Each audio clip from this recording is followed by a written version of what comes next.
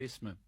Well, this expression cannot just be defined in one word because it represents a lot of things. It represents, for example, our belief that in Africa, the kind of economic, social, and political institutions that make sense must find their meaning in the African setup. That any new organization which we bring up must be based on some traditional concept to life. It must not just be imported from outside. For example, we are clan-minded, we are tribal-minded in that we are communal in our concept of life. Now, it is necessary that our new institutions are based on this approach, what we have called in our definition of African socialism, mutual social responsibility. That is, that a person is not just an individual, he is part of a system, he is part of a community. He has responsibilities within that community. He has duties to perform in that community. But in turn, the community has also got responsibility to him. They have duties towards him and his children. This is a very important concept. The other concept is that every person has got equal value and worth. Although some of our people in traditional life had a lot of wealth, but their wealth was not really belonging to them as individuals. They held it almost in trust for the rest of the community. And when any of the members of the community got into trouble, or when he wanted cows to pay dowry, he always looked to this as a possession which he could also have access to. So that there is this element of acknowledging individuals as equal humans in the community. The third one is that every decision was made through consultation and discussion and by a consensus. There was no question of one person deciding for the rest or of a minority deciding for the rest. There was also a proper procedure which laid down how every decision must be taken and at what level different decisions must be taken. There was a procedure by which certain members of the community attained seniority, and by that seniority they were in a position to take certain decisions on behalf of the community. This is the democratic nature of our society. And lastly, there was the element that there was belief in a supreme being. That is, we paid homage to God or gods. We acknowledged there existed a God. We had certain religious functions, not denominational, but born in our tradition. Before we harvest, we have to do certain things to pay homage to God. Before we go to break the ground for cultivation, we pay homage to God. So that there is a distinction, for example, between what we believe in as socialists and what the communists believe in. There is a basic distinction.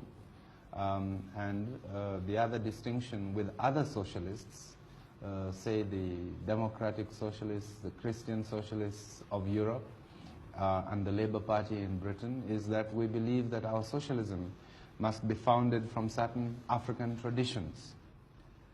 Now, into this Kenya, countries from around the world want to help to come with their aid. And I understand that you are interested in assistance from abroad, is that right? This is true, yes.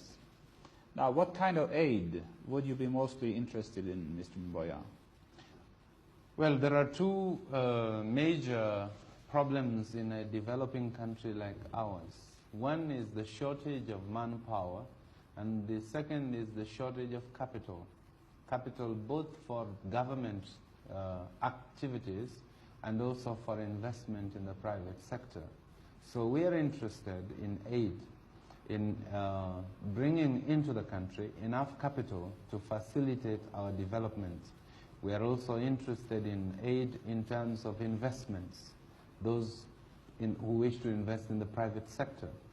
But you see, if you have capital alone and you don't have the required manpower, you cannot use the capital. And so we are always also interested that where we get capital, we should also get some technical assistance people who can help us to carry out our projects.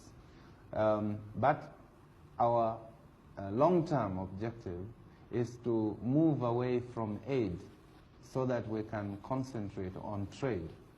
Our policy is to minimize aid and expand trade as the years go by. And we are very anxious to develop trade relations with outside countries. I think mostly we want to develop trade relations with our neighboring countries within Africa, because in the final analysis, intra-African trade is more important to us than trade with foreign countries who have a very highly sophisticated economic setup. How is your thinking when you think of the slogan Africa for Africans? What role will the Europeans and the Indians play in the future Kenya? Well, I think one thing is to distinguish between what this means in terms of government.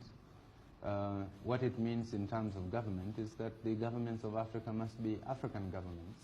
This is really what it means. Beyond that, we concede, like every other part of the world, that you will have foreigners living amidst our people, and they will be governed by the laws of the land.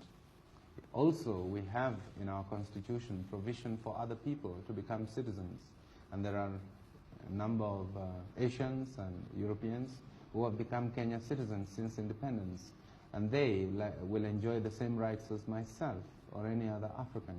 So to that extent, they are Africans. And they should, just like myself, say Africa is for the Africans. What we're really saying is to exclude foreign powers from interfering in our own local affairs, and also to eliminate colonialism and minority rule from Africa. So if I came here and settled and behaved well and applied for citizenship and acquired citizenship, could I also be a member of your parliament and also be a minister? Yes, in fact, we have a white man who is a minister in the Kenya government. We have another one who is a minister in the Tanzania government. There's another one who is a minister in Zambia. So there are many white people who are already members of parliament and even members of the cabinet. In the case of the Kenya minister, Mr. Mackenzie, he's not only a white man, he is a former South African, but he's become a Kenya citizen, and he is accepted by the Kenya people. He is a member of our party, and as a result, he has become a minister since independence. Now, the East African cooperation between Tanzania, Uganda, and Kenya has been very close, but now Tanzania has broken out more or less and made a strongly socialist goal. Does that affect the cooperation in any way, do you feel?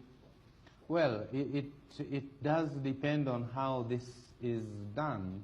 So long as there is harmony between our policies, we can continue in a cooperation, although our different countries may take different paths towards socialism. I don't believe that Tanzania is any more socialist than Kenya. It is just that their approach is slightly different from ours. I think that eventually it will be possible to harmonize some of these approaches within the context of East African cooperation. Are you thinking of nationalizing the banks and these other companies which Tanzania now do? No, we don't think of doing the same things as Tanzania. Our policy on nationalization has been very well defined in our government paper on socialism. We will only nationalize where it becomes absolutely necessary to do so, and where it is because there is no other means of securing the right responses to the economic needs of the country. But we do not nationalize indiscriminately, nor do we believe in it dogmatically. It has been said by people who know quite well the problems of the world that the underdeveloped countries become poorer and poorer, and the rich countries become richer and richer, that the distance is growing larger and getting smaller. Is that true to any extent, and how should we overcome this problem, do you think? This is very true, and I have defined it very, very comprehensively in my speech at Lagos. which I have since published, showing how difficult the terms of aid, terms of loan, and so on have been getting, and also the terms of trade between the developed and developing countries, and also showing how these per capita incomes in the developed countries have been going up, whereas those in the developing countries have been remaining stagnant or even reducing. So there is a definite problem, and it's a problem which must be solved. This is why I proposed that there's a need for a specific Africa development strategy, and that strategy is one intended to put Africa's development on an emergency basis and not just on a casual basis as it is today. It is one which will require that the developing countries make special contribution towards an African development fund.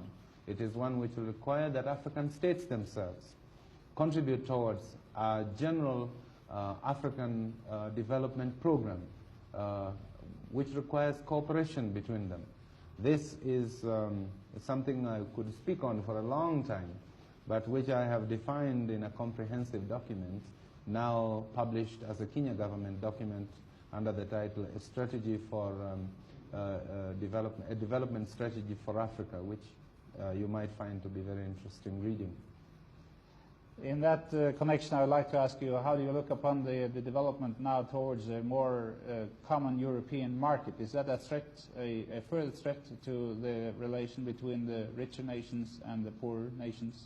No, I don't think so. I think it is a logical development in Europe. I don't think there is very much of an alternative for Europe but to do this, especially with the end of colonial empires.